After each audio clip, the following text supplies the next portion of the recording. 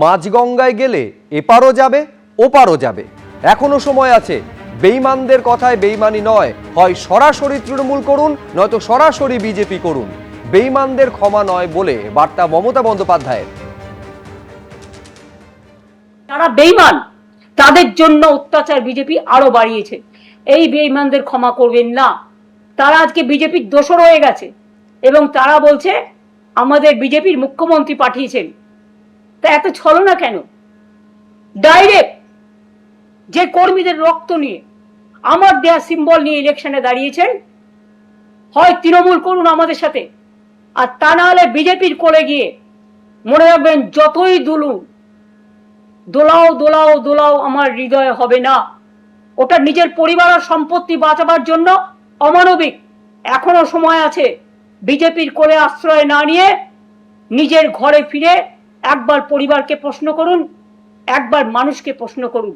বেঈমানদের কথায় বেঈমানি করবেন না। সরাসরি বিজেপি করুন, আর তা নাহলে সরাসরি তৃণমূল করুন। মাঝ রাস্তায় থাকবেন না। মাঝ গঙ্গায় গেলে এপারও যাবে ওপারও যাবে। নদীর স্রোতকে কখনো আটকে রাখা যায় না। নদীর স্রোত বাধা পেলে অন্য পথ দিয়ে ঘুরে যায়। আমাদের এভাবে বাধা দিয়ে আপনারা আটকে রাখতে পারবেন না। সকলে তৃণমূলেই আছে, তৃণমূল একটাই, তার প্রতীক জোড়াফুল চিহ্ন, এবং সবাই তৃণমূলের মধ্যেই আছে। এখানে আলাদার কোনো ভাব নেই, এখানে আলাদার বিষয় নেই।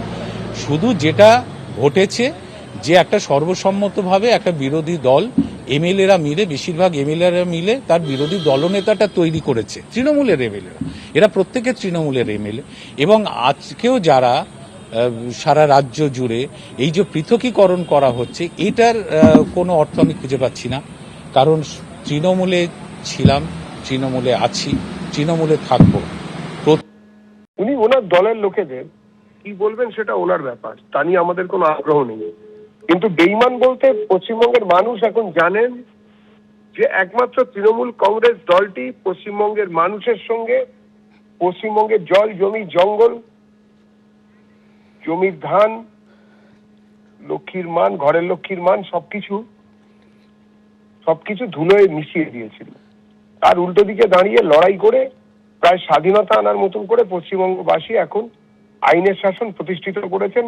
রেস্টোরেশন অফ ডেমোক্রেসির যে কথা আমরা বলছিলাম সেটা প্রতিষ্ঠিত হয়েছে। রাষ্ট্রবিজ্ঞানের নিয়ম মেনেই তৃণমূল দলটি শেষ হয়ে যাবে। বিজেপির বিরুদ্ধে পরিকল্পিত হামলার অভিযোগ তুলে মেজাজ হারালেন মমতা বন্দ্যোপাধ্যায়। বাড়ির সামনে একজনকে সপাটে চড়।